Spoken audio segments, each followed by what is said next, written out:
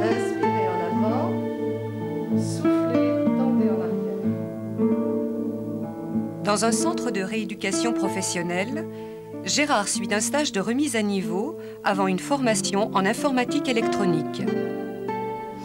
Avant, j'étais garçon de café et j'ai eu un accident de moto, donc je ne peux plus exercer mon ancienne profession suite à un handicap au niveau de la jambe et puis du bras.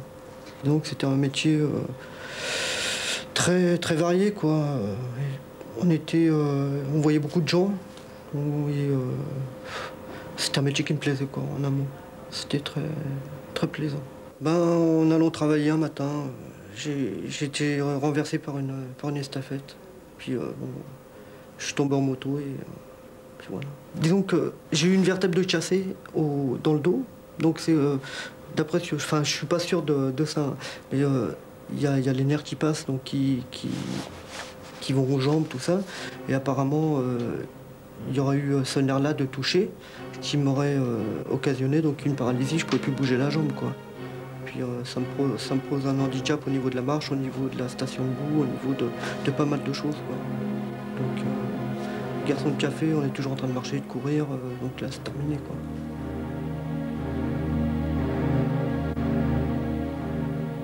Ma jambe, au début c'est gênant, même il n'y a pas longtemps, j'ai eu encore des problèmes. Enfin, pas des problèmes, mais j'étais un peu diminué. J'ai un enfant qui va avoir 5 ans. Quand l'enfant, vous le voyez courir, qui risque un danger, que vous êtes là, vous ne pouvez même pas le rattraper parce qu'il court plus vite que vous. Si vous ne pouvez pas courir, là, ça fout un peu les glandes. Donc c'était dur, hein. Au départ, ça a été très dur. Et même le coup de reclassement, ça a été très dur. J'acceptais pas qu'au départ, pour moi, il y avait que le métier que je faisais qui m'intéressait. Donc il a fallu que je cherche très longtemps pour trouver un métier qui puisse à peu près me convenir, quoi. Et en plus convenir à mon handicap. Le médecin de la sécurité sociale me voyait, il m'a vu assez souvent, donc vers les derniers temps, il me disait que bon, il pouvait plus me garder, qu'il fallait penser à un reclassement professionnel. Donc c'est lui qui m'a dirigé vers la Cotorep, qui m'a aidé, quoi. Les démarches Cotorep, faut compter au moins 2 mois facilement, c'est très long. Pour vous dire, j'ai des gros problèmes à marcher, à me déplacer, donc tout ça. J'ai fait une demande de carte d'invalidité qui m'a été refusée à deux reprises. Là, je viens de refaire appel. J'espère qu'il va y avoir, qu'ils vont faire quelque chose, quoi. En plus, j'ai eu, suite à l'accident, 1 an après l'accident, j'ai fait des crises d'épilepsie, donc qui ont été prouvées que ça venait de l'accident. Donc j'ai des gros problèmes un peu partout, quoi, parce que je suis un accident de moto, donc j'ai été touché de partout. J'ai été touché au dos, à l'épaule, à la jambe, à la tête. Et j'estime un peu malheureux qu'on me refuse quand même la carte d'invalidité, quoi. Bon, maintenant, c'est eux qui prennent la décision, on ne peut rien faire, quoi.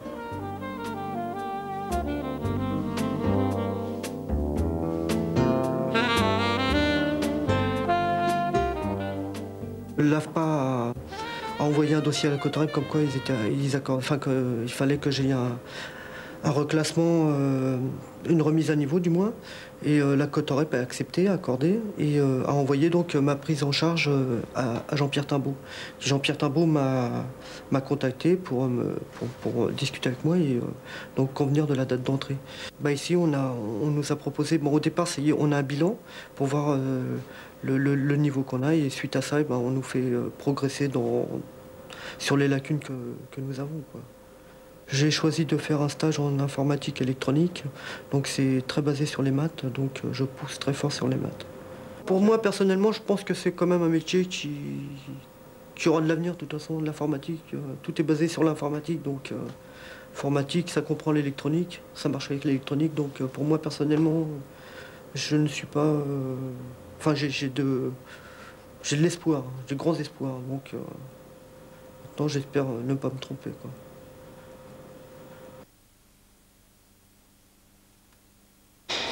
Christine, en contrat emploi-solidarité au syndicat d'agglomération nouvelle de Cergy-Pontoise, travaille au bureau renseignement du service transport.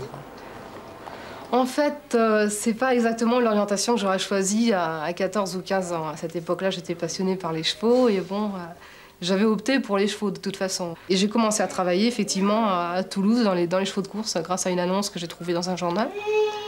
Et puis là-bas, je suis restée quelques temps, voire quelques mois, je crois. J'ai commencé à apprendre un peu le métier de lad. Et puis ensuite, je suis remontée sur Maison Lafitte où j'ai eu une amie qui m'a mis en relation avec une écurie un peu plus importante, voilà. Et puis j'ai commencé donc à Maison Lafitte, vraiment le métier de lad, mais alors vraiment debout 4 h du matin, faire les box, ensuite le petit déjeuner, ensuite sortie des lots. Les lots, c'est les chevaux qu'on sort les uns après les autres. Et puis bon, ça vraiment, c'était ma passion, quoi. Dehors tous les matins, par tous les temps, c'était vraiment ce que je désirais faire.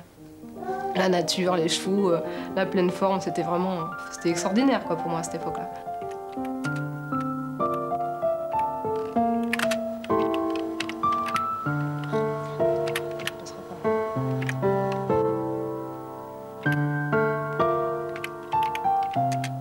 Combien de temps? J'ai commencé donc en 80...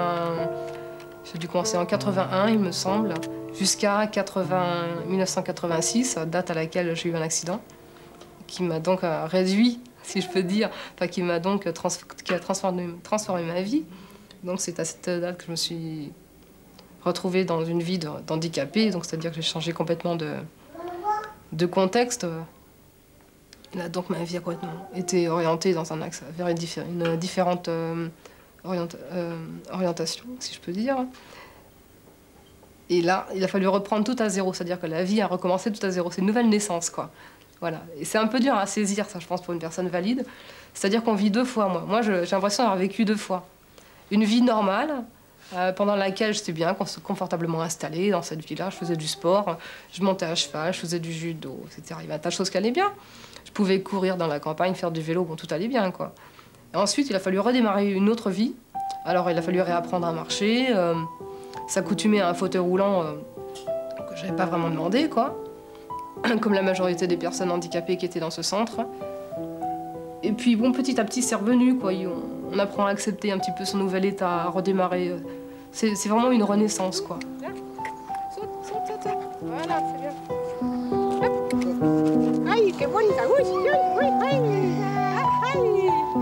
Super, les grands canyons, non? En ce qui concerne les chevaux, il faut ou à ce moment-là que j'en fasse mon deuil, c'est encore une solution, ou que j'essaie d'obtenir les moyens financiers de réintégrer un club hippique, un centre équestre plus exactement. Je pense que c'est possible, mais très difficile. Ce sont des choses qui se travaillent. Mais il faut la foi, quoi. Il faut aimer ça. Bon, je veux dire, il y a d'autres choses que je ne ferais pas, mais ça, je pense qu'avec un peu de moyens financiers, j'arriverai à le faire. C'est ça le problème. Et qui dit moyens financiers, dit travail, et c'est la recherche du travail aussi qui est difficile. Oui, San Sergi Transport, bonjour. Oui, bonjour madame. Voilà, non. D'accord, oui. Je suis arrivée au SAN après des recherches d'emploi qui ont duré un bon moment. Alors l'année dernière, j'avais travaillé au tribunal de Pontoise. Je ne suis pas restée parce que j'ai attendu ma petite fille, j'étais enceinte de ma fille. Et puis, étant donné que ça ne passait pas très bien au niveau de la fille, de la grossesse, quoi, je veux dire, j'étais obligée de m'arrêter et ensuite d'élever un peu la petite après l'accouchement. Suite à quoi, j'ai repris donc des recherches d'emploi et qui m'ont emmenée au SAN.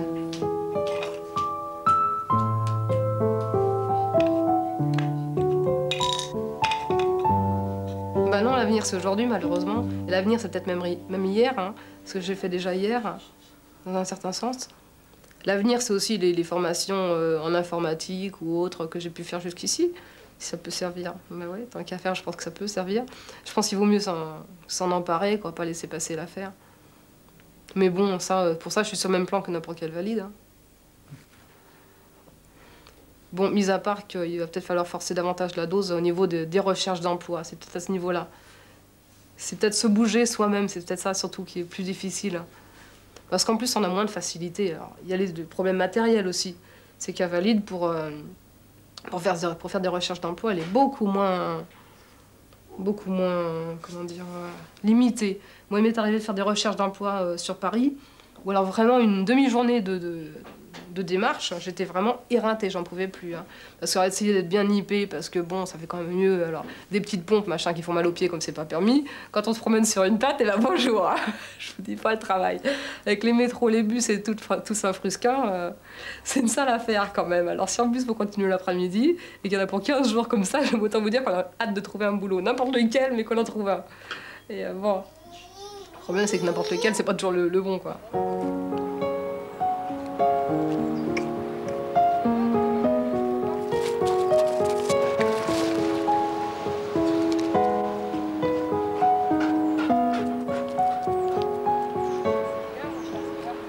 Oui, je suis assez agressive, oui, parce que je pense que c'est une des façons de se battre à la fois contre soi-même et puis contre les autres, je veux dire. Parce que c'est vrai qu'on a tout de suite tendance à se sentir diminué hein, quand on est handicapé. On a vite fait de se faire rembarrer et si on répond pas du tac au tac, on retourne chez soi, la tête dans le sac et puis bon, c'est pas la peine, quoi. C'est plus la peine de vivre.